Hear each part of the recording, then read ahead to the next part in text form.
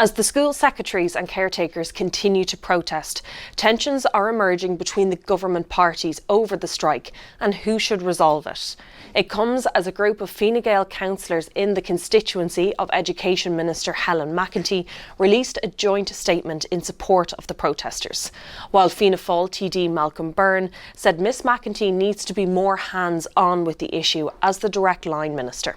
Mr Byrne also stood for photographs with secretaries and caretakers outside the constituency office of Fine Gael TD Brian Brennan. Both secretaries and caretakers are demanding that they have access to public sector pensions as well as other benefits. As the strike continues, Fine Gael councillors across Meath joined together to release a statement to say that the demands are both reasonable and overdue. They added that they have raised the issue with senior colleagues, but focused on Public Expenditure Minister Jack Chambers and the role he should play in securing a solution to the problem.